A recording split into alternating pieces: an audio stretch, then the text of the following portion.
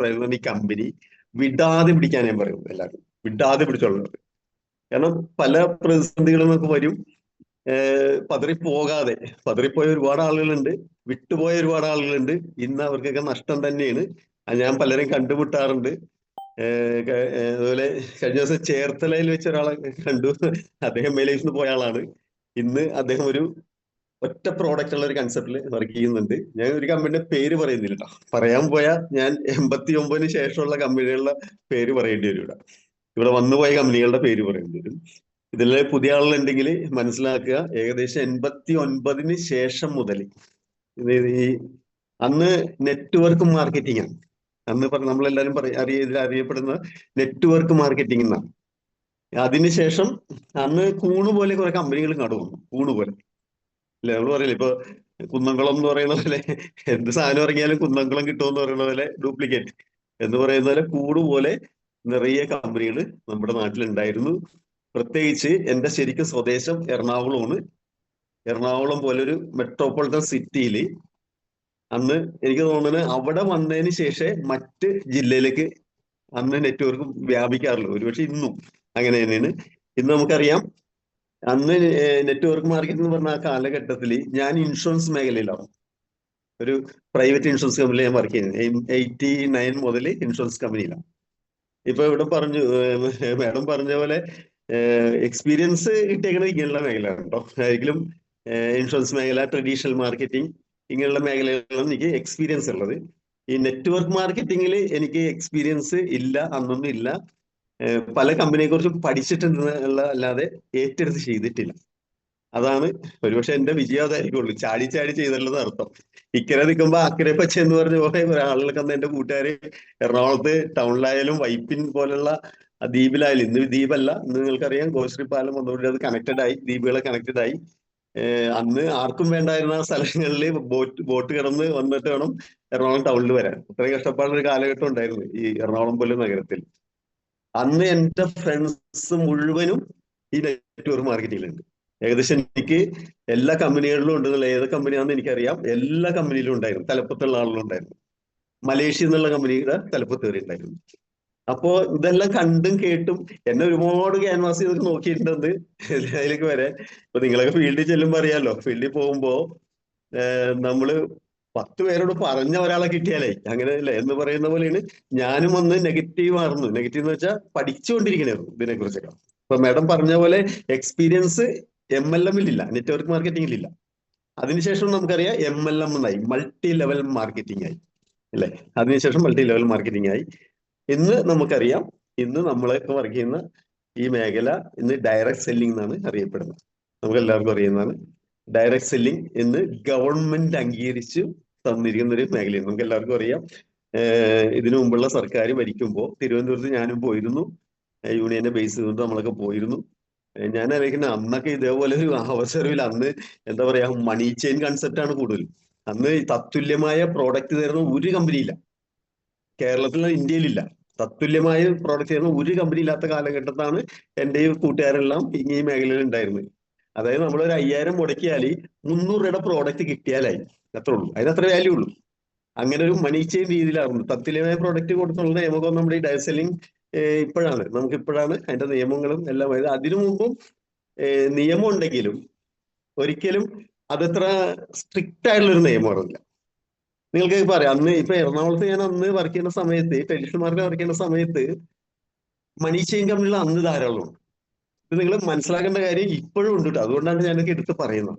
ഇപ്പോഴും ഉണ്ട്. ഇപ്പോഴും എന്റെ മുമ്പിൽ ഈ അലനല്ലൂര്, വെട്ടത്തൂര്, മലപ്പുറം ബോർഡറാണ് ഇതൊക്കെ, അല്ലെങ്കിൽ പാലക്കാട് ബോർഡറാണ്. ഇവിടെ ബേസ് ചെയ്തുകൊണ്ട് എനിക്കറിയാവുന്ന 4-5 കമ്പനികൾ ഇപ്പോഴും മണി ചെയിൻ ഇപ്പോഴും നമ്മുടെ ഇടയിൽ നടക്കുന്നുണ്ട്. ഇതൊക്കെ എന്താ പറയാ, അത് ഇപ്പൊ പണ്ടത്തെ പോലെ പറഞ്ഞു ചെയ്യാൻ പറ്റില്ല ആർക്കും, ഓപ്പൺ ആയിട്ട് പറഞ്ഞു ചെയ്യാൻ പറ്റില്ല. ഇപ്പൊ ഒളിച്ചും പാത്ത് മണി ചെയിൻ കൺസെപ്റ്റ് ഇവിടെ നടക്കുന്നുള്ളൂ. നമ്മുടെ മുമ്പിലൊന്നും ഓപ്പൺ ആയിട്ട് പറയാൻ പേടിയാണ് എല്ലാവർക്കും. കാരണം എന്തുകൊണ്ടാ, ഇന്ന് നിയമമായി, അല്ലേ? നമുക്ക് എല്ലാവർക്കും അറിയാം. കരിമ്പട്ടിയെ പെടുത്തും എന്നുള്ളതും, പിന്നെ ബഡ്സ് ആക്ട് ഒക്കെ വന്നത് നിങ്ങൾക്കറിയാം. ഇപ്പൊ ഞാൻ ആ സമയത്തൊക്കെ പഠിക്കുന്ന സമയത്ത് മണി ചെയിൻ ഉണ്ടെങ്കിലും ഈ പ്രോഡക്റ്റ് ബേസ്ഡ് കമ്പനികൾ അറിയാലോ, അന്നില്ല. ഈ പറഞ്ഞ തത്തുല്യമായ പ്രോഡക്റ്റ് ഇല്ല. ഉള്ള സമയത്ത് അന്നൊരു നിയമമുണ്ട് കേന്ദ്ര സർക്കാർ. ഈ മണി ചെയിൻ കമ്പനികളുടെ വർക്ക് ചെയ്യുന്ന ഞാനൊക്കെ ആ സമയത്ത് പഠിച്ചുകൊണ്ടിരിക്കുന്ന സമയത്ത് ഒന്നൊരു നിയമമുണ്ട്. Prize chits and money circulation schemes banning act എന്ന് പറഞ്ഞൊരു നിയമം കേന്ദ്ര സർക്കാരിന്റെ ഉണ്ട്. 1978 കൊണ്ടുവന്ന മനീഷിനെതിരെ. അത് അന്ന് ആ നിയമം ഉണ്ടെങ്കിൽ ഇതൊന്നും ആരും അത്ര സീരിയസ് ആയിട്ട് പാലിക്കാറില്ല. എന്ന് വെച്ചാൽ അന്ന് ഗവൺമെന്റ് പോലീസ് ആരും ഒന്നും അങ്ങനെ മൈൻഡ് ചെയ്യാറില്ല. അത് ഇങ്ങനെ നടക്കും, പൊളിഞ്ഞു പോകും. അങ്ങനെയുള്ള അന്നും 1000 കോടി കളക്ട് ചെയ്ത കമ്പനികൾ എനിക്കറിയാം എറണാകുളത്ത്. ആ കമ്പനിയുടെ പേര് വരെ ഇന്നും എനിക്കറിയാം. അപ്പൊ ആ രീതിയിൽ ഒന്നിട്ടാൽ 10 കിട്ടുമെന്നും പറഞ്ഞ അന്ന് തൊട്ട് നിങ്ങൾക്കറിയാൻ പറ്റും. അതിനു മുന്നേ നിങ്ങൾക്കറിയാം 87 മുമ്പ് അല്ലെ, 87 മുമ്പുള്ള ആട് തേക്കിയും മാഞ്ചിയും പോലുള്ള ഒരു കൺസെപ്റ്റ് തുടങ്ങിയാണ് ശരിക്കും. അന്നാണ് ശരിക്കും മണി ചെയിൻ സിസ്റ്റം തുടങ്ങുന്നത്, ആ കാലഘട്ടത്താണ്. പക്ഷെ അന്ന് ജനങ്ങൾക്ക് അറിയില്ല. നമ്മളെ കൊണ്ടുപോയിട്ട് തമിഴ്നാട്ടിൽ കുറെ തേക്കും മരങ്ങൾ നട്ടിട്ട് അതെല്ലാം കാണിച്ചു തന്നിട്ട്, അല്ലെങ്കിൽ ഒരു ആട് ഫാം കാണിച്ചു തന്നിട്ട് ലക്ഷങ്ങൾ കോടികൾ ഇൻവെസ്റ്റ് ചെയ്ത അന്നത്തെ ഒരു സിസ്റ്റം ഉണ്ടായിരുന്നു. അപ്പൊ അതില് പന്ത് വർക്ക് ചെയ്ത ആളൊക്കെ ഞാൻ പരിചയപ്പെട്ടിട്ടുണ്ട്. എനിക്കറിയാം അദ്ദേഹത്തിന്റെ അവസ്ഥ എന്താണെന്ന് ഇന്നും അറിയാം. തകർന്നു പോയി.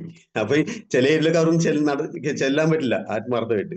അപ്പൊ ഇവിടെ അങ്ങനെയുള്ള ഒരു കാലഘട്ടത്ത് ഈ നിയമം അന്നൊന്നും സ്ട്രോങ് അല്ല.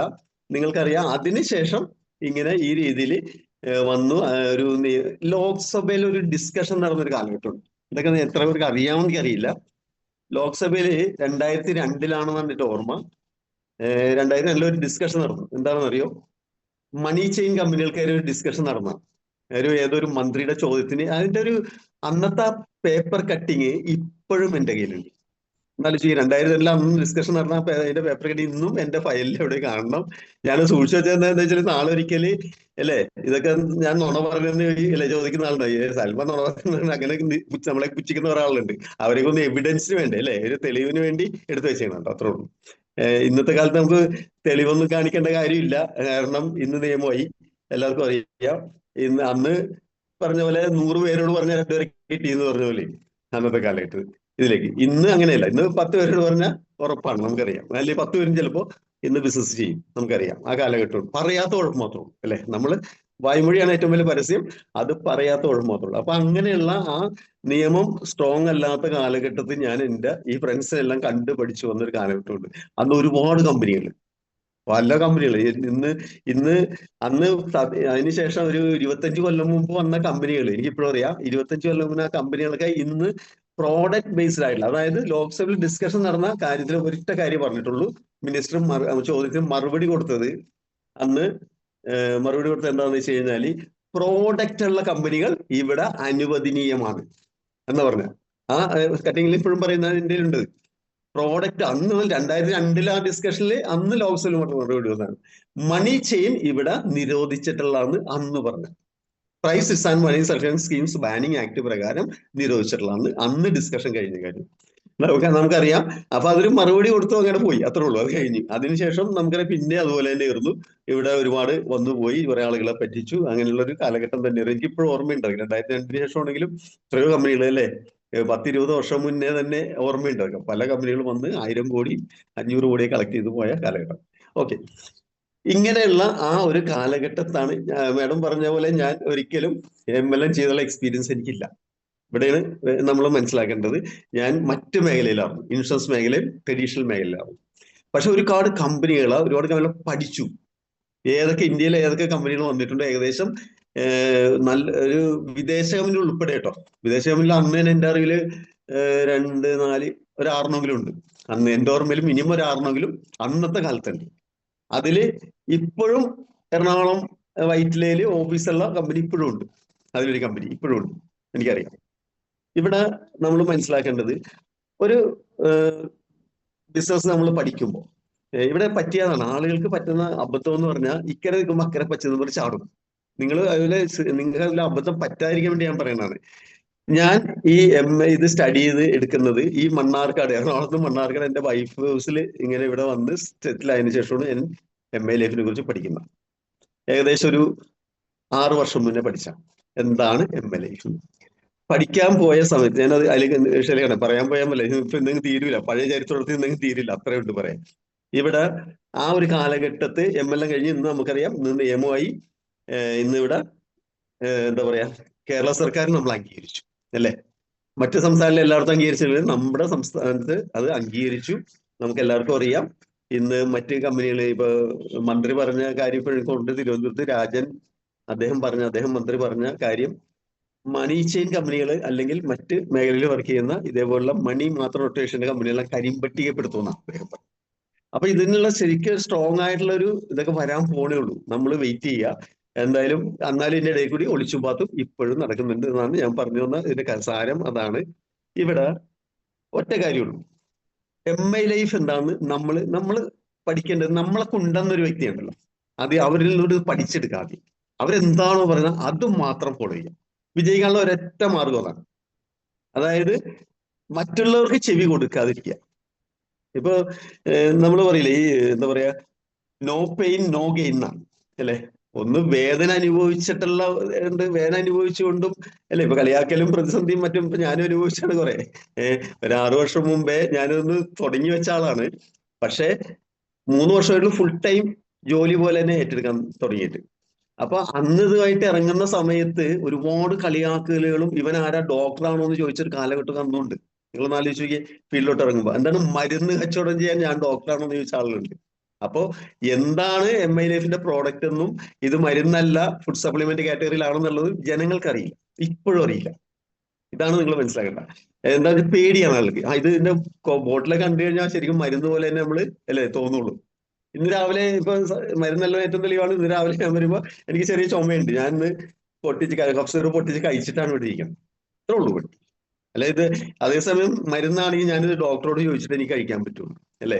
ഡോക്ടർ പ്രിസ്ക്രിപ്ഷൻ വേണം. ഇതാണ് നിങ്ങൾ ഒരു സത്യാവസ്ഥ MI ലൈഫിന്റെ പ്രോഡക്റ്റിനെ കുറിച്ച് മനസ്സിലാക്കേണ്ടത്.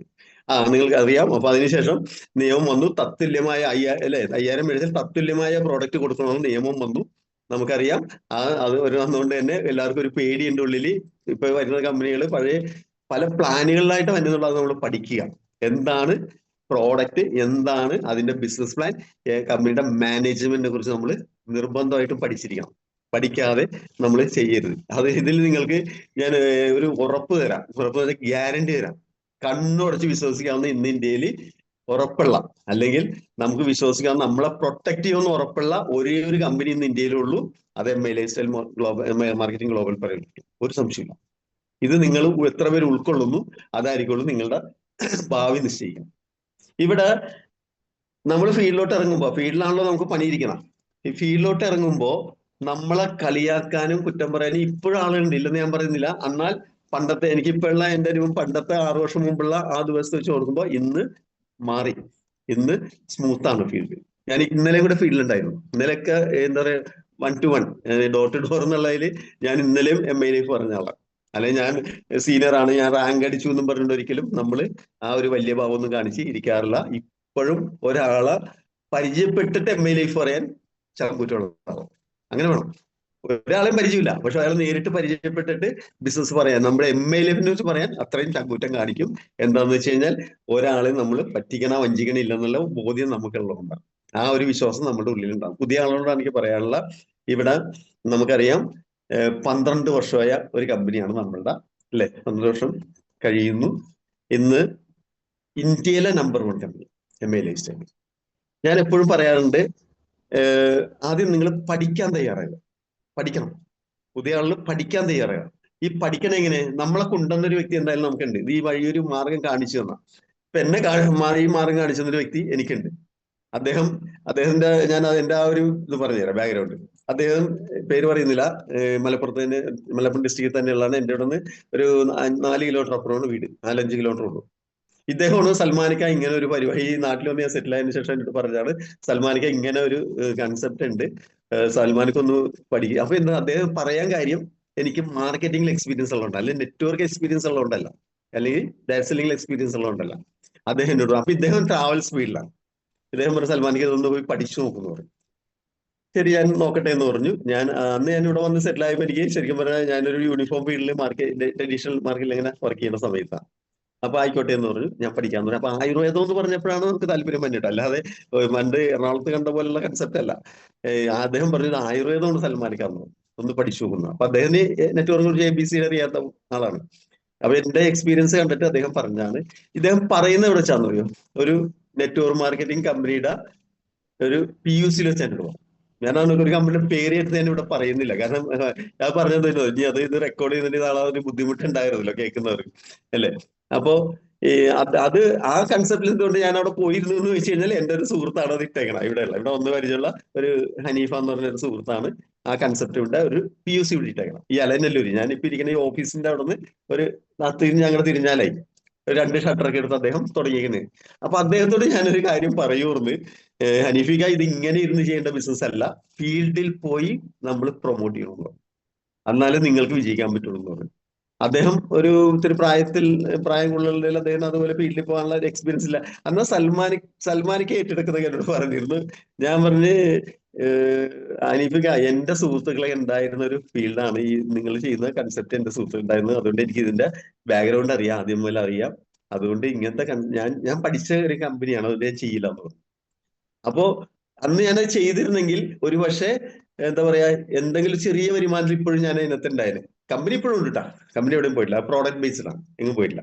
അപ്പൊ അങ്ങനെ അദ്ദേഹം ഷാജിദ് എന്ന് പറഞ്ഞു ഞാൻ കോഴിക്കോട് പോയിട്ടാണ്. ഇപ്പൊ നിങ്ങൾക്കൊക്കെ ഇന്ന് സൗകര്യങ്ങളും കൂടി അല്ലെ. ഇന്നിതില് എനിക്ക് തോന്നുന്നത് ഇതില് എത്രയുണ്ട്, 450 ആളുകൾ, 536 പേര് അല്ലെ. അന്ന് നിങ്ങൾക്കറിയോ ഞാൻ ഇത് സ്റ്റഡി ചെയ്യാൻ പോണ കോഴിക്കോട്, ഇവിടുന്ന് ബൈക്ക് ഓടിച്ചിട്ട് കോഴിക്കോട് പോയിട്ട് ബെൽനി സാറിന്റെ ഒരു ക്ലാസ്, അതാണ് അദ്ദേഹം പറഞ്ഞത് ഇങ്ങനെ ക്ലാസ് ഉണ്ട് സൽമാനിക്ക പോയി കേൾക്കുന്ന പറയുമ്പോൾ ബെൽനി സാർ താമസിച്ചിട്ട് നമ്മുടെ ബെന്നി സാറിന്റെ ക്ലാസ് കേൾക്കാൻ വേണ്ടിയാണ് എന്നെ വിട്ടേക്കണം. കോഴിക്കോട് പാളയത്ത് ഇവിടുന്ന് ബൈക്ക് ഓടിച്ച് ചെന്ന് ഇരുന്ന് കഴിഞ്ഞപ്പോ ആ ഒരു ചെറിയൊരു എന്താ പറയാ ഒരു ചെറിയൊരു പഴയൊരു ബിൽഡിങ്ങിന്റെ ഉള്ളിലാണ് മീറ്റിംഗ് നടക്കുന്നത്. ഞാനൊരു 6 വർഷം മുമ്പുള്ള കാര്യം പറയണം. ചെല്ലുമ്പോ എന്താ അവിടെ ആകെ ബെന്നി സാറും ഉണ്ട്, ഒരു 10 ആളും ഉണ്ട്, അത്രേ ഉള്ളൂ. അന്നത്തെ MI ലൈഫിന്റെ കാര്യം പറയണം, അവസ്ഥ ഞാൻ പറയണം. നിങ്ങളൊന്ന് ആലോചിച്ച് നോക്കിയേ, ഇതിനകത്ത് 436 പേര് ഇവിടെ നിങ്ങളുടെ മുറ്റത്താണ് ഇന്ന് മീറ്റിംഗ് കിടക്കണം, അങ്ങനെ തന്നെ പറയേണ്ടി വരും അല്ലേ. ഇന്ന് രാവിലെ ഇട്ട മൊബൈൽ എടുത്താൽ നിങ്ങൾക്ക് എല്ലാവരും ക്ലാസ് കേൾക്കാം, എല്ലാം അറിയാം, പഠിക്കാം, ആ സൗകര്യങ്ങളായി. ഞാൻ അന്ന് പോകുമ്പോ അന്ന് ഇവിടുന്ന് എത്ര 2.5 മണിക്കൂർ വേണം. ഞാൻ ഇവിടുന്ന് ബൈക്ക് ഓടിച്ചു അവിടെ ചെന്നു. ക്ലാസ് ചെന്നപ്പോ ആകെ 10 പേരേ ഉള്ളൂ. ബെന്നി സാറിനൊക്കെ പരിചയപ്പെട്ടു, ഇരുന്ന് കേട്ടു. അന്ന് എനിക്കൊരു സംഭവം സ്ട്രൈക്ക് ചെയ്തതെന്ന് പറയോ, ഇതൊരു എന്താ പറയുക നിമിത്തം ഉണ്ടാ. കാരണം എനിക്കൊരു പ്രശ്നമുണ്ട്, ഗ്യാസ് നെഞ്ചരിച്ചിന്റെ ഒരു പ്രോബ്ലം. ഒരു പക്ഷെ എറണാകുളത്ത് ഞാൻ മാറി ഇവിടെ ഒന്ന് സെറ്റിൽ ആയതിന്റെ പ്രശ്നം ആയിരിക്കുള്ളൂ, ഫുഡ് ചേഞ്ച് ആയല്ലോ അതിന്റെ ആയിരിക്കുള്ളൂ. അപ്പോ ഞാൻ ഈ പറഞ്ഞ പോലെ വാളംപുള്ളി എനിക്ക് പറ്റുള്ളൂ, എറണാകുളത്ത് ഉണ്ട്. ഇവിടെ കൊടംപുളിയാണ്, ഈ കൊടംപുളി കുടംപുളി അല്ല, ഇവിടുത്തെ വാളംപുളി, അവിടെ കൊടംപുളി, തിരിഞ്ഞു പോയാണ് സോറി. കൊടംപുളി ആണ് എറണാകുളത്തൊക്കെ കുക്ക് ചെയ്യാൻ ഉപയോഗിക്കുന്നത്. ഇവിടെ വന്നപ്പോ വാളംപുളി ആ ഒരു ടേസ്റ്റ് ഇതൊക്കെ വന്നപ്പോ എനിക്കെന്തോ പറ്റിയില്ല, നെഞ്ചരിച്ചിൽ തുടങ്ങി, ഗ്യാസായി. അത് ഇങ്ങനെ എന്താ പറയാ, അന്ന് ഇംഗ്ലീഷ് മരുന്നിന്റെ വേറെ നിവൃത്തിയില്ല നമ്മള് അല്ലെ. ഹോമശ്രീ പോലെയുള്ള ക്യാപ്സൂളൊക്കെ മേടിച്ച് കഴിക്കും, അത് അന്നേരത്തെ ഒരു ആശ്വാസം കിട്ടും. നിവൃത്തികേട് കൊണ്ട് കഴിച്ചു പോകും നമ്മളല്ലേ, കഴിക്കും, ആശ്വാസം കിട്ടും. അങ്ങനെ ഇത് പഠിച്ച് ആ ക്ലാസ്സിൽ നിന്ന് കേട്ട് കഴിഞ്ഞപ്പോ അവിടെ നമ്മുടെ ലിവേഗയിനെ കുറിച്ച് അവിടെ ക്ലാസ് അദ്ദേഹം പറഞ്ഞപ്പോഴാണ് എനിക്കത് സ്ട്രൈക്ക് ചെയ്തു. ശരിക്കും പറഞ്ഞാല് ആ ഒരു സിറപ്പ് തിരിച്ചു പോരുമ്പോ ഒരു 3 ബോട്ടിൽ ഞാൻ വാങ്ങിച്ചു. അത് അദ്ദേഹം പറഞ്ഞു 3 മാസം കോഴ്സ് ചെയ്യണമെന്ന് എന്തോ പറഞ്ഞു. അദ്ദേഹം പറഞ്ഞ പോലെ കൊണ്ടുവന്നു, ഞാൻ സ്റ്റാർട്ട് ചെയ്തു. എനിക്ക് ഒരു 10 ദിവസം കഴിഞ്ഞപ്പോ നെഞ്ചരിച്ചിൽ കൂടി കഴിച്ചിട്ട്. സ്വാഭാവികമായിട്ട് ഞാൻ നെഗറ്റീവ് ആകണം അല്ലെ, നെഗറ്റീവ് ആണ്. പക്ഷെ അദ്ദേഹം ഒരു കാര്യം ഇന്നും നമ്മൾ പറയുന്ന പോലെ തന്നെ അദ്ദേഹം എന്നോട് പറയുന്നു, ചിലപ്പോ ഒന്ന് കൂടിയിട്ട് കുറയുള്ളൂട്ടാന്ന് പറഞ്ഞിരുന്നു. വിശ്വസ്ത എടുത്തു, കഴിച്ചു. ഏകദേശം ഒരു 9 ബോട്ടിൽ ഞാൻ കഴിച്ചപ്പോ എനിക്ക് ഏകദേശം ഒരു 3 ബോട്ടിൽ കഴിഞ്ഞപ്പോ ആശ്വാസം തുടങ്ങി, അതായത് 1 മാസത്തിന് ആശ്വാസം തുടങ്ങി. നോർമലായി ഒരു 9 ബോട്ടിൽ കഴിഞ്ഞപ്പോ ഏകദേശം പക്ക. ഇന്ന് എനിക്ക് ആ പ്രശ്നമില്ല എന്റെ ലൈഫിൽ. അഥവാ ശരിക്കും പറഞ്ഞാൽ ഈ ബിസിനസ് ഏറ്റെടുക്കുന്ന ഒരൊറ്റ കാര്യം ആ റിസൾട്ടാണ്. എന്നറിയോ, ഞാൻ പറഞ്ഞില്ലേ ഒരുപാട് കമ്പനികൾ വന്ന് ഇവിടെ ആകെ കൊളായി കിടക്കേണ്ട ഒരു ഏരിയയാണ്. അപ്പൊ എനിക്കൊരു വിശ്വാസമായി, ഇതൊരാളുടെ പറയാം അല്ലെ, നമ്മളാരും വഴിയിൽ പിടിച്ചു നിർത്തൂല, ആ ഒരു വിശ്വാസം എനിക്ക് തോന്നുന്നു. ഇവിടെ അതേ അങ്ങനെയാണ്. ഇവിടെ വന്നിട്ട് ഈ സാധ്യത എന്നെ പറഞ്ഞിട്ട് ആളുടെ ഇതില് ഞാൻ രണ്ടെല്ലാം ഐഡിയ അടിച്ചുകൊണ്ട് ഞാൻ സ്റ്റാർട്ട് ചെയ്യുന്നു. അങ്ങനെയാണ് ഈ ബിസിനസ് ഏറ്റെടുക്കുന്നത്. അതിനുശേഷം ശരിക്കും പറഞ്ഞു കഴിഞ്ഞാല് എന്താ പറയാ, റീറ്റെയിലിംഗ് ആണ് സ്റ്റാർട്ട് ചെയ്യുന്നത്. ഏകദേശം എന്റെ സുഹൃത്തിന്റെ എനിക്കന്ന് ഫണ്ടൊക്കെ, ഞാനിവിടെ സെറ്റിൽ ആയിരുന്ന ഫണ്ടൊന്നും എന്റെ ഇല്ല, പൈസ കടം മേടിച്ചുകൊണ്ട് ഞാൻ 1 ലക്ഷം രൂപ പ്രോഡക്റ്റ് കടം മേടിച്ചെടുത്തിട്ടാണ് റീറ്റെയിൽ ചെയ്യാൻ ഇറങ്ങിയത്. ആ കടമൊക്കെ വീട്ടി. അപ്പൊ അങ്ങനെയാണ് ഞാൻ ബിസിനസ് സ്റ്റാർട്ട് ചെയ്യുന്നത്. റീറ്റെയിലിംഗിലാണ് ഫസ്റ്റ് ഞാൻ സ്റ്റാർട്ട് ചെയ്യുന്നത്. എന്റെ വൈഫ് ഒരു തുന്നൽ ഫീൽഡിലാണ്, തുന്നൽ മേഖലയാണ്. ആള് തുന്നാനിരിക്കും, ഞാൻ അവിടെ പോയിരിക്കും. അന്നേരം പറഞ്ഞ യൂണിഫോം വീട്ടിലുണ്ടെങ്കിൽ അതിനത്ര വലിയ പണിയൊന്നും എനിക്കില്ല, പക്ഷെ മാർക്കറ്റിംഗ് ഞാൻ അവിടെ പോയിരിക്കും.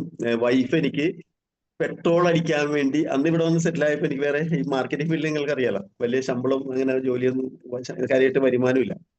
അപ്പൊ ഇതുകൊണ്ടാണ് എനിക്ക് അങ്ങനെ ഒരു മീറ്റിങ്ങിനൊക്കെ പോകാൻ പറ്റിയത്. ഫ്രീഡം ഉണ്ട്, ശമ്പളമൊന്നും ഇല്ലാത്ത, ശമ്പളം തന്നെ ജോലിയൊന്നുമല്ല.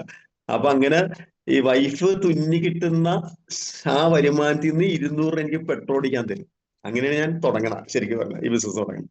അങ്ങനെ സ്റ്റാർട്ട് ചെയ്തു, ഫീൽഡിലിറങ്ങി പറയാൻ തുടങ്ങി. ഇത് അതാ ഞാൻ അന്നത്തെ കാലത്താണ് എനിക്ക് ഈ അനുഭവം ഉണ്ടായത്. ഇവൻ ആരാണ്, എന്റെ നാട്ടിൽ, ഇപ്പോ വൈഫിന്റെ നാട്ടിൽ അവിടെ എല്ലാ ആളുകളും എന്നെ കളിയാക്കാൻ തുടങ്ങി. ഇവനാരാ, ഡോക്ടറാണോ, മരുന്ന്, ഒരാൾ പോലും എനിക്ക് അവിടെ നിന്ന് പ്രോഡക്റ്റ് എടുത്തിട്ടില്ല കേട്ടോ. ആ ഏരിയയിൽ ഇതൊരു പഞ്ചായത്താണ്, ഒരാളും പ്രോഡക്റ്റ് മേടിച്ചില്ല. കാരണം ഇത് മരുന്ന് വിൽക്കാൻ അല്ലെ, മരുന്നാന്നുള്ള ആ ഒരു തെറ്റിദ്ധാരണ എല്ലാവർക്കും ഉണ്ടായിരുന്നു. ഓക്കെ, എനിക്ക് പിന്നെ ഒരു കാര്യമുണ്ട്, എന്തെങ്കിലും ഏറ്റെടുത്താൽ പിന്നെ അല്ലെ അറ്റം കണ്ടിട്ട് തിരിച്ചു പോരുള്ളൂ എന്ന് പറഞ്ഞ പോലെ എന്റെ സ്വഭാവം അതാണ്. അതുകൊണ്ടാണ് ഇന്നും നെഞ്ചിലേറ്റിക്കൊണ്ട് MI ലൈഫിൽ ഇത്രയും അടിയുറച്ച് നിൽക്കുന്നത്.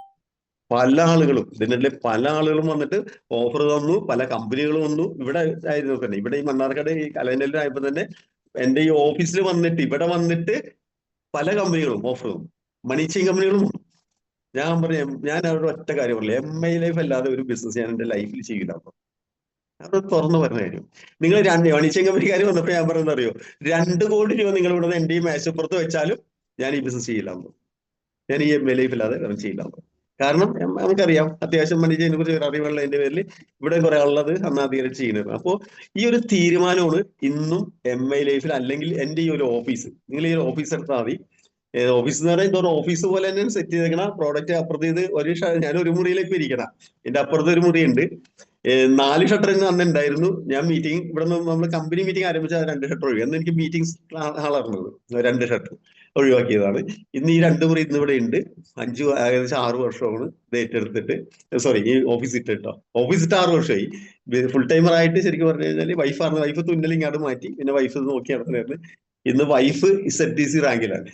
ഈ വൈഫ് എങ്ങനെ ഇതില് ഏറ്റെടുത്തെന്ന് വെച്ച് കഴിഞ്ഞാൽ, ഞാൻ പറയണ ആദ്യമൊക്കെ ഇതിനായിരുന്നു, ഞാൻ പറയണ കേട്ട് കേട്ട് കേട്ട് കേട്ട് പഠിച്ച് ആൾക്ക് ഇതുണ്ടായിരുന്നു. തുന്നൽ ഫീൽഡിൽ ഒരു പ്രശ്നമുണ്ടല്ലോ, നമുക്കറിയാലോ, അലർജി പ്രശ്നമുണ്ട്. ഇതിൽ അദ്ദേഹം, പുള്ളിക്കാരത്തി നമ്മുടെ കവചപ്രാശും ഇത് കഴിച്ചുകൊണ്ട്, കഫ് സിറപ്പ് ഇത് കഴിച്ചുകൊണ്ട്, പുള്ളിക്കാരത്തി മാറാലൊന്നും അടിക്കാൻ പറ്റില്ല.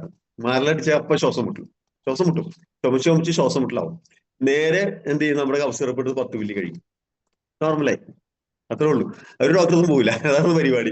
ഇങ്ങനെയാണ് പുള്ളിക്കാരത്ത് വിശ്വാസമാണ്. ഇത് അങ്ങനെ ഏറ്റെടുക്കാൻ തയ്യാറായി. ഇന്ന് ആളെ ZTC റാങ്കിലാണ്. ഓക്കെ, ഞാൻ എന്റെ തൊട്ട് പറയുന്നുണ്ട്, ഞാൻ പറയാല്ലേ, എപ്പോഴും ഞാൻ പറയാം, എന്റെ തൊട്ട് പറയുന്നുണ്ടെന്ന് പറയും. ഞാൻ STC, അത് പുള്ളിക്കാരത്തി ZTC ആണ്. അപ്പോ അന്ന് ഏറ്റെടുത്ത ഈ എനിക്ക് ഈ ബിസിനസ് തന്ന ആ വ്യക്തി ഇന്നില്ല. ഇതാണ് ഞാൻ പറയാൻ കാര്യം. നമ്മൾ ചാടരുത്. അത് ചാടുന്നത് അദ്ദേഹത്തിന് ഉണ്ടായ നഷ്ടത്തെ കുറിച്ച് ഞാൻ പറയണ. എനിക്ക് ഈ ബിസിനസ് തന്നു, അദ്ദേഹം ഇന്ന് ട്രാവൽസ് ഫീൽഡിൽ നിന്നും വിട്ടു. അതിന് അദ്ദേഹം പെട്ടത് ഒരു മണി ചെയിൻ കമ്പനിയിലാണ്. എനിക്ക് ഈ ബിസിനസ് അദ്ദേഹം പോയിട്ട് മണി ചെയിൻ ചെയ്യും. ഒന്നാലോചിക്ക്, ട്രേഡിങ് ചെയ്തു. ആള് ഏകദേശം ഇവിടെ ഈ ഏരിയയിൽ നിന്ന്, ഞാൻ ആളിനെ ആളുടെ പേരൊന്നും പറയാൻ പാടില്ല, ശരിയല്ലേ, തെറ്റാണത്. അപ്പൊ അദ്ദേഹം ഈ ഏരിയയിൽ നിന്ന്, ഈ അലനല്ലൂരിൽ നിന്ന്, വെട്ടത്തൂർ എന്ന് പറഞ്ഞ സ്ഥലത്ത് നിന്ന് ഏകദേശം 1-2 കോടി രൂപയോളം ആളുകളിൽ നിന്ന് കളക്ട് ചെയ്ത് നേരെ ആള് ഇപ്പോ നാട് വിടേണ്ടി വന്നു. ഇന്ന് സ്ഥലത്തില്ല. ഇന്ന് ദുബായിൽ എവിടെയുണ്ട് ആള്. വർഷങ്ങളായി പോയിട്ട്. ഞാനിതില് വന്നതിന് ശേഷം അദ്ദേഹം ഇതുപോലെ ബിസിനസ് അതിൽ വന്നിട്ട് നാട് വിടേണ്ട അവസ്ഥ വന്നു അദ്ദേഹം. ഇതാണ് മണി ചേഞ്ച് ചെയ്താലുള്ള അവസ്ഥ. എനിക്ക് ഇന്ന് നാഥനില്ല. നാഥന്റെ കളരി എന്ന് പറഞ്ഞാൽ എന്റെ അവസ്ഥ. എന്നെ കൊണ്ടുവന്ന എന്റെ സീനിയർ ഇതിനകത്തില്ല, അല്ലെ എന്റെ ലീഡർ ഇല്ല. ഒറ്റക്ക് ഏറ്റെടുത്തിട്ട് പ്രതിബന്ധങ്ങളെല്ലാം തട്ടിത്തെറിപ്പിച്ചുകൊണ്ട് ബിസിനസ് ചെയ്താണ്. അന്ന് നിങ്ങൾക്കറിയാം, അന്ന് 13 പ്രോഡക്റ്റ് ഒക്കെ ഉള്ളൂ ആകെ കമ്പനിക്ക്. MI ലൈഫിൽ നമുക്കുള്ളത് ഈ നമ്മുടെ ഈ കബ്സർഫ് പോലെ, അല്ലെങ്കിൽ ലിവേഗൻ പോലെ 13 അത്രേ ഉള്ളൂ. 13 പ്രോഡക്റ്റ് ഉള്ളൂ. ഈ പ്രോഡക്റ്റ് നമ്മുടെ നാട്ടിൽ കിട്ടുമോ? അത് കിട്ടേയില്ല. ഇപ്പൊ ധാർമിസ്ഥാനൊക്കെ അറിയാൻ പറ്റും. അങ്ങനെ ആ പ്രോഡക്റ്റ് കിട്ടില്ല. ഞങ്ങൾ ഈ പ്രോഡക്റ്റ് കിട്ടണമെങ്കിൽ എവിടെ പോകണമെന്ന് അറിയോ? കോയമ്പത്തൂർ പോകണം. ഇവിടെ നിന്ന് കോയമ്പത്തൂർ പോകണം. അന്ന് ഞാനും വൈഫും കൂടെ ബൈക്ക് എടുത്ത് പോയിട്ട് 2 ബാഗ് എന്റെ മുമ്പിൽ വെച്ചിട്ട്, ഇങ്ങനെ ഇത്ര ഹൈറ്റില് 2 ബാഗ്, വൈഫിന്റെ 2 കാലയിലും 2 ബാഗ് വേറെ ബാക്കില്, ഇങ്ങനെയാണ് പ്രോഡക്റ്റ് എടുത്തിട്ട് വരാൻ പോയിട്ട്. അത്രയും കഷ്ടപ്പെട്ടിട്ടുണ്ട് പ്രോഡക്റ്റ് എടുക്കാൻ. ഒരു കപ്പ് സർഫ് വാങ്ങിയെങ്കിൽ കോയമ്പത്തൂർ പോകണം, അല്ലെങ്കിൽ കർണാടകയിൽ പോകണം. ഈ കാലഘട്ടമാണ് MI ലൈഫ് ഏറ്റെടുക്കുന്നത്. അതാണ് പറയാൻ പ്രതിസന്ധി. ഇത് ആർക്കും അറിയില്ല. പ്രതിസന്ധികൾ ഒരുപാട് തരണം ചെയ്ത ആളെ ഞങ്ങളൊക്കെ. അപ്പൊ നമ്മള് പ്രതിസന്ധി വരുമ്പോ തരണം ചെയ്യണം, അല്ലെങ്കിൽ പോയി പിടിച്ചിരിക്കണം. ഞാൻ പറയാല്ലേ, ഇതിലെ കേട്ട് ഇതിലെ വിടണം. അതാണ് ഞാൻ നേരത്തെ തുടങ്ങി പറഞ്ഞത്. ലീഡേഴ്സ് എന്ത് പറഞ്ഞോ അത് ഫോളോ ചെയ്യുക. നമ്മളെ ചതിക്കാൻ വേണ്ടി ഒരു ലീഡേഴ്സ് നിൽക്കില്ല. അത് നമ്മൾ മനസ്സിലാക്കുക. അങ്ങനെയുള്ളവരുണ്ടാവില്ലെന്ന് ഞാൻ പറയുന്നില്ല. നമ്മളെ കൊണ്ടുവന്ന ആരാണോ, കാരണം അത് ഉടായിപ്പാണ്. അവര് അങ്ങനെയുള്ള ആളുണ്ടെങ്കിൽ അവര് വേറെ കൺസെപ്റ്റ് കണ്ടിട്ട് ചാട നിൽക്കുന്ന ആളായിരിക്കുള്ളൂ. അത് നമ്മൾ മനസ്സിലാക്കുക. ഇവിടെ നമ്മളെ കൊണ്ടുവന്ന ആത്മാർത്ഥം നമ്മൾ നിൽക്കുന്ന ലീഡേഴ്സ് ആണോ, അവര് നിങ്ങളെ കൊണ്ടുവന്ന അയാളെ ഫോളോ ചെയ്യുക, ആ വ്യക്തിനെ ഫോളോ ചെയ്യുക. അദ്ദേഹം എന്ത് പറയുന്നോ അത് ഫോളോ ചെയ്യുക. ഒരു സംശയമില്ല, വിജയിക്കും. മാറി നിൽക്കരുത്. അദ്ദേഹം പറയുന്ന നാളെ നമുക്ക് മലപ്പുറം പോകണം അല്ലെങ്കിൽ കോഴിക്കോട് പോകണം, ഒരു മീറ്റിങ്ങിൽ പോകണം, ഒന്ന് പോയി കേൾക്കുക, പഠിക്കുക. അദ്ദേഹം പറഞ്ഞ കാര്യങ്ങൾ പറഞ്ഞ പോലെ മീറ്റിങ്ങുകളും ഇതേപോലുള്ള ഹോം സിറ്റിംഗ് ഈ സൂം മീറ്റിങ്ങും നമ്മുടെ ഗൂഗിൾ മീറ്റൊക്കെ അറ്റൻഡ് ചെയ്ത് മാക്സിമം അറിവുണ്ടാക്കിയെടുക്കുക. അറിവില്ലാതെ കാര്യമില്ല, അല്ലെ? പഠിക്കുക, അതാണ് അറിവ് വേണം. എന്താണ് കമ്പനി, നമ്മുടെ കമ്പനിയുടെ മാനേജ്മെന്റ് എന്താണെന്ന് പഠിക്കണം, നമ്മുടെ കമ്പനിയുടെ പ്രോഡക്റ്റ് എന്താണെന്ന് പഠിക്കണം. അതിനേക്കാൾ ഉപരി ഞാൻ ഇത് ചെയ്താൽ എനിക്ക് എന്ത് വരുമാനം കിട്ടും അത് പഠിക്കണം. അവിടെയാണ് കമ്പാരിസൺ. ഞാൻ പറയാറില്ലേ, മറ്റ് കമ്പനികളായിട്ട് താരതമ്യം ചെയ്ത് നിങ്ങൾ പഠിക്കണം. അതൊരാളുടെ പറയാനോ അല്ലെ അതിനെ കുറ്റം പറയാനോ അല്ല, നമ്മൾ പഠിക്കണം. ഇന്ന് ഏത് കമ്പനിയും വരട്ടെ നമ്മുടെ മുമ്പിൽ, നമ്മളുടെ ബിസിനസ് പ്ലാൻ എടുത്തിട്ട് ഞാൻ കമ്പയർ ചെയ്ത് കാണിച്ചു. MI ലൈഫിനെ വെല്ലാൻ ഒരു ബിസിനസ് പ്ലാൻ ഒരു കമ്പനിക്കും ഇല്ല കേട്ടോ. നിങ്ങൾ എഴുതി വെച്ചു പഠിക്കും, ഒരു കമ്പനിക്കില്ല. ഈ 10ഓളം വരുമാനങ്ങൾ എന്ന ഒരു കമ്പനി പലരും പറയുന്നല്ലാതെ എവിടെ കിട്ടിയേക്കണം? നമ്മുടെ കമ്പനിയിൽ എത്ര പേരെ കാണിക്കാം? 2,10,000 രൂപ വാങ്ങിക്കണം 100 കണക്കിന് ആളുകളാണ്, അല്ലെ? നമ്മുടെ കേരളത്തിൽ തന്നെയുള്ളത്. ഇത് മറ്റു കമ്പനികൾ പറയുന്നുള്ളൂ. എനിക്കറിയാം, 25 വർഷം ഒരു കമ്പനിയിൽ 25 വർഷം വർക്ക് ചെയ്തിട്ട് അദ്ദേഹം കിട്ടിയ 10 ലക്ഷം രൂപയാണ് ഒരു മാസം. 25 വർഷമായി ഇപ്പോഴും ഉണ്ടാ കമ്പനി നമ്മുടെ നാട്ടിൽ. ആകെ ഒരു മാസം മേടിക്കണം 10 ലക്ഷം രൂപ. 25 വർഷമായി അദ്ദേഹം. അപ്പൊ 25 വർഷം മുമ്പുള്ള ആലോചിച്ച് നോക്കിയേ, ഏതാണ് കമ്പനി? ഞാൻ അന്ന് പഠിച്ചു പോകുന്നതാണ് എറണാകുളത്ത്. ആ കമ്പനിയിൽ ഇപ്പോഴും അദ്ദേഹം ഇപ്പൊ ഈ അടുത്ത കാലത്ത് കുറച്ച് നാൾ മുമ്പ് അദ്ദേഹം ആ കമ്പനി വിട്ടേണ്ടി വന്നു. എന്താ കാര്യം എന്നറിയോ? അദ്ദേഹം വിട്ടതിന്റെ പുറകിലൊരു കഥയുണ്ട്. അദ്ദേഹം നോക്കുമ്പോ MI ലൈഫിൽ ആഴ്ചയിൽ 2,10,000 വാങ്ങിക്കുന്നത് ഒരുപാട് ആളുകൾ, അതും 1 വർഷം 3 വർഷം കൊണ്ടൊക്കെ സീലിംഗ് ആണ് പലരും. ഒരാഴ്ചയിൽ 2,10,000 നമ്മുടെ MI ലൈഫിൽ 1 വർഷവും 3 വർഷവും കൊണ്ടൊക്കെ പെട്ടെന്ന് സീലിംഗ് അച്ചീവറായി വരുമാനം വാങ്ങിക്കുന്നത് അദ്ദേഹം നോക്കുമ്പോ. അദ്ദേഹം 25 വർഷം വർക്ക് ആ കമ്പനിക്ക് വേണ്ടി ആത്മാർത്ഥത ചെയ്ത് കിട്ടണം, ഒരു മാസം കിട്ടുന്നത് 10 ലക്ഷം രൂപ. റിസൈൻ ചെയ്തു, ആള് വിട്ടു, അടുത്ത കമ്പനിയിലേക്ക് പോയി.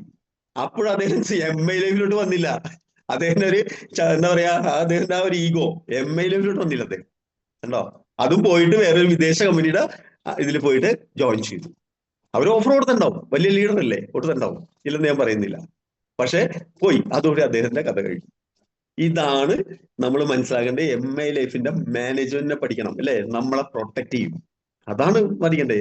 നമ്മുടെ മാനേജ്മെന്റ് നമ്മളെ പ്രൊട്ടക്ട് ചെയ്യും. അദ്ദേഹത്തെ പ്രൊട്ടക്ട് ചെയ്തില്ല അവന്റെ മാനേജ്മെന്റ്, കണ്ടോ? നമ്മളെ പ്രൊട്ടക്ട് ചെയ്യും നമ്മുടെ മാനേജ്മെന്റ്. അത് നിങ്ങൾക്കറിയാം. അതിന് ഏറ്റവും വലിയ തെളിവാണ് നമ്മുടെ നോമിനേഷൻ ഫെസിലിറ്റി. നോമിനേഷൻ ഇന്ന് ഇന്ത്യയിൽ നമ്മളെ കോമ്പറ്റ് ചെയ്തുള്ള ഒരു കമ്പനി ഉണ്ട്. ഞാൻ അവർ കോമ്പറ്റ് ചെയ്യുന്നുണ്ടെങ്കിലും വലിയ രക്ഷയൊന്നുമില്ല, എവിടെയും നെഗറ്റീവാണ്. ഏകദേശം ഒരു 38 കേസോളം അവർ ആ കമ്പനിയുടെ പേരിലുണ്ട്.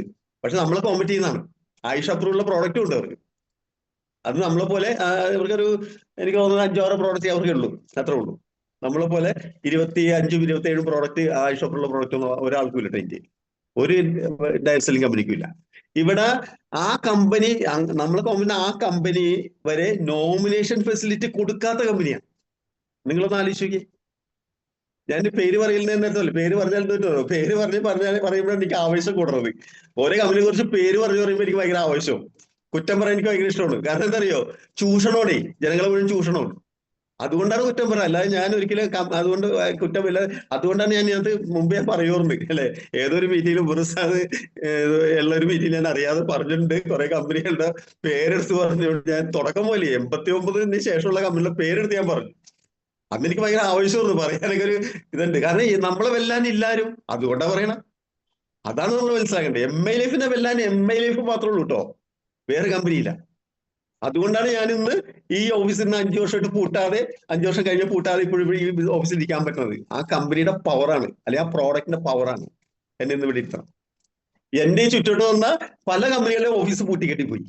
6 മാസം കൊണ്ട് പൂട്ടിക്കെട്ടിപ്പോയ കമ്പനികൾ, പ്രോഡക്റ്റ് ബേസ്ഡ് ആയ കമ്പനികൾ, ലീഗലായ കമ്പനികൾ. എന്തുകൊണ്ട് പോയി? അവിടെയാണ് നമ്മൾ ബിസിനസ് പ്ലാൻ പഠിക്കേണ്ടത്, കേട്ടോ.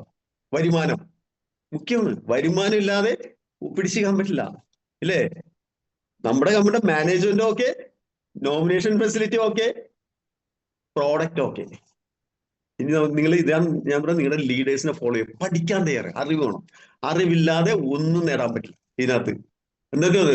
അല്ലെങ്കിൽ കുട്ടി കിട്ടും. ഫീൽഡിൽ പോയി കഴിഞ്ഞാൽ നിങ്ങളൊരു 10 പേരെ ഒറ്റക്ക് പോയി കണ്ടു നോക്കിയേ, നിങ്ങൾക്ക് കൊട്ട് കിട്ടും. ഞാൻ കൊട്ട് കിട്ടും എന്ന് പറയുമ്പോൾ എറണാകുളം ഭാഷയുടെ അതായത് കുറ്റം പറയും അല്ലെങ്കിൽ നെഗറ്റീവ് പറയും. നിങ്ങൾ വേണമെങ്കിൽ മാങ്ങാത്തൊലി പണി എന്ന് പറയും വലിച്ചെറിഞ്ഞ് കളഞ്ഞ് പണി പിറ്റേ ദിവസം നിർത്തും. ഒറ്റ പോയി കണ്ടുപോയി. പുതിയ ആളുകളോടാ പറഞ്ഞ, ലീഡേഴ്സിനോടല്ല. അല്ലേ? കൊട്ട് കിട്ടും. ഇപ്പോഴും നിങ്ങൾ നെഗറ്റീവ് ആക്കും. നമ്മുടെ മലയാളിയുടെ പൊതുവെയുള്ള ഒരു ക്യാരക്ടർ എങ്ങനെയാണ്, സ്വഭാവം എങ്ങനെയാണ്, അല്ലേ? അത് ഒരാൾ ഒരു കാര്യം എന്ന് പറഞ്ഞാൽ അതിനെ പഠിക്കാൻ തയ്യാറാവൂല. ആദ്യം അതിനെ നെഗറ്റീവ് പറയും, വിമർശിക്കാൻ തയ്യാറാവും. ശ്രദ്ധിച്ചിട്ടുണ്ടോ നിങ്ങൾ? നമ്മൾ പറയാൻ നല്ല കാര്യങ്ങളും എന്നാ നിങ്ങളൊന്ന് പറയൂ, ഞങ്ങൾ കേൾക്കട്ടെ സൽമാൻ എന്ന് പറയൂ. ഇല്ല, നമ്മള് അയാളുടെ കുറെ 10 പ്രാവശ്യം പറഞ്ഞു എന്നല്ലേ കുറെ നടന്നാലും ഉൾക്കൊള്ളാൻ തയ്യാറാവൂല. ഇതാണ് ഇപ്പോഴും സമൂഹം. അപ്പൊ ഇവിടെ പ്രോഡക്റ്റ് ഒക്കെ ഞാൻ പറഞ്ഞില്ലേ, ഇതിനെ വെല്ലാനായിട്ട് ഒരു പ്രോഡക്റ്റ് ഉള്ള കമ്പനി വേറെ ഇല്ല. അത് നമ്മുടെ പാരമ്പര്യം, 5000 വർഷം പഴക്കമുള്ള അതേ ചികിത്സാ രീതി. ഒരു ഡോക്ടർ വേണ്ട. അതല്ലേ നീവിനാരെ ഡോക്ടർ ചോദിച്ചപ്പോൾ നമ്മൾ പ്രൊമോട്ട് ചെയ്തതല്ലേ. എന്റെ ഭാര്യനെ വൈദ്യര് പോകണമെന്ന് പറഞ്ഞ് കളിയാക്കിയ ആളുണ്ട് ഈ ഓഫീസിന് തൊട്ട് താഴെ തന്നെ. ഇവിടെ ഇരുന്നാ കാണാം, ആളെ എപ്പോഴൊക്കെ ഇവിടെ കാണാം. ഇപ്പൊ സലാം തരും. പുള്ളി എന്നെ കണ്ട സലാം തരും. അപ്പൊ മനസ്സിലായി നമ്മൾ അങ്ങനെ കുലുങ്ങണ ആളൊന്നുമല്ലെന്ന് മനസ്സിലായി കളിയാക്കിയാൽ. ഇതാണ് നമ്മൾ നെഞ്ചു വിരിച്ച് കാണിച്ചു കൊടുക്കണം പ്രതിസന്ധികൾ വരുമ്പോ. അത് കാണിച്ച് വിജയിച്ച്, അതാണ് ഞാൻ പറഞ്ഞാൽ ആദ്യം ഒന്ന് പെയിൻ എടുക്കണം. പെയിൻ എടുക്കാതെ നേടാൻ പറ്റില്ല. ഞാനൊക്കെ അത്രയും പെയിൻ എടുത്തിട്ടുണ്ട് ലൈഫിൽ, അത്രയും പെയിൻ എടുത്തിട്ടുണ്ട്. കാരണം കളിയാക്കലും എന്നുവെച്ചാൽ ഒന്നാമത് ഞാൻ വന്ന് സെറ്റിലായ നാട് എന്റെ നാടുമല്ല. എന്റെ നാടുമല്ലാത്ത നാട്ടിൽ നിന്നാണ് ഞാൻ ഈ ബിസിനസ്സിൽ വിജയിച്ചുകൊണ്ടിരിക്കണം. ഒന്ന് ആലോചിച്ച് നോക്കിയേ. ഒരാളെയും പരിചയമില്ല, കണ്ട് പരിചയപ്പെട്ട് ബിസിനസ് എടുക്കുന്ന ആളാണ് ഇപ്പോഴും. ആ രീതിയിലാണ് ഞാൻ ഇവിടെ വന്ന് ഈ രീതിയിൽ എനിക്ക് ഒരു ഓഫീസ് സെറ്റ് ചെയ്തുകൊണ്ട് ഇതിന്റെ ഈ വരെയൊക്കെ ഇടയിൽ നിന്ന് വിജയിച്ച് കാണിച്ചു കൊടുക്കുന്നത്. അത്